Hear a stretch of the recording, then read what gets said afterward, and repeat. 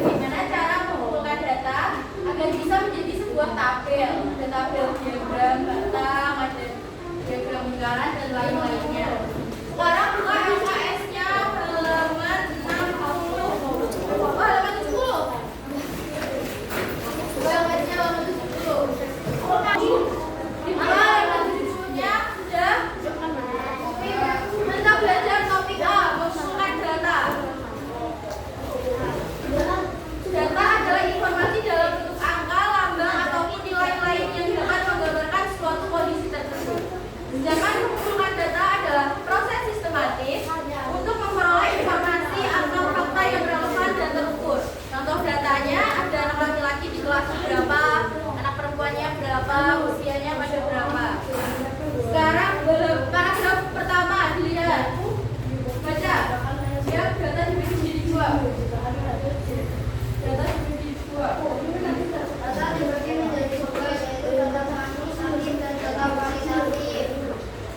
Kualitatif adalah data kuantitatif adalah ya, betul. Yang berapa sih?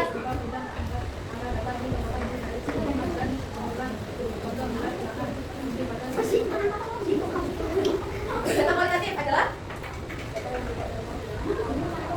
ya, data kualitatif juga biasanya menggunakan karakteristik atau sifat. Contohnya ada data pembayaran siswa, data kegiatan siswa setiap harinya. Nah, tujuan utama pengumpulan data adalah untuk mendapatkan informasi yang akurat dan terpercaya yang nantinya akan dapat untuk penelitian. Nah, pengumpulan data ada banyak caranya. Yang pertama adalah kuesioner atau angket.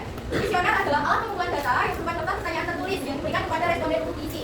Metode ini sering digunakan dalam penelitian kuantitatif atau kualitatif untuk memperoleh data dari kelompok atau populasi tertentu. Kuesioner biasanya terdiri dari pertanyaan tertutup dengan pilihan jawaban atau pertanyaan terbuka. Responden dapat memberikan jawaban sendiri. Pengumpulan data menggunakan kuesioner dapat dilakukan dengan beberapa cara tergantung pada tujuan penelitiannya. Di sini ada contoh kuesioner. Jadi kalau siapa yang pernah mendapatkan pembayaran seperti ini, jadi dapat pertanyaan nanti kalian silang atau pilih ya atau tidak. Nah, iya benar. Benar. Nah, ini adalah contoh kuesioner, salah satu contohnya. Jadi ada sebuah pertanyaan nanti kalian juga pilih antara iya dan tidak. Jawabannya sudah ada. Lalu yang kedua ada wawancara, yaitu kegiatan tanya jawab untuk mendapat informasi atau wawancara dengan narasumber. Wawancara banyak digunakan dalam penelitian yang bersifat kualitatif. Lalu yang ketiga ada pengamatan langsung. Merupakan metode yang paling banyak digunakan. Data yang diperoleh berasal dari hasil pengamatan. Metode ini biasanya diperlukan alat ukur yang sesuai dengan data yang diperlukan. Misalnya pengamatan terhadap tinggi badan memerlukan meteran.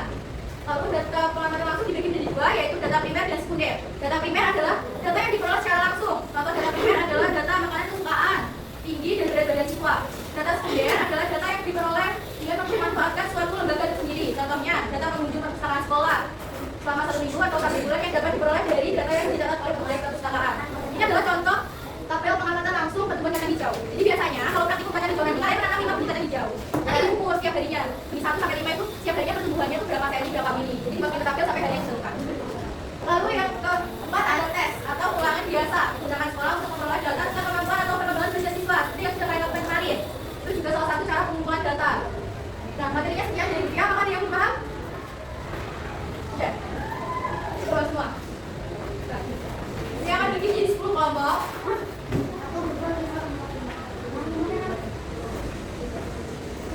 Di sini ada sebuah lagi. Ada nama dan juga hasil kesukaan karena ini masih Ramadan. Jadi kita akan melakukan pengumpulan data dengan cara wawancara. Jadi nanti setiap kelompoknya akan wawancara kelompok lain, bertanya namanya dan juga takdir kesukaannya apa. Paham? Paham. Dia bagi dulu nanti sesi wawancaranya. Apakah ada saudara yang tidak lupa? Tapi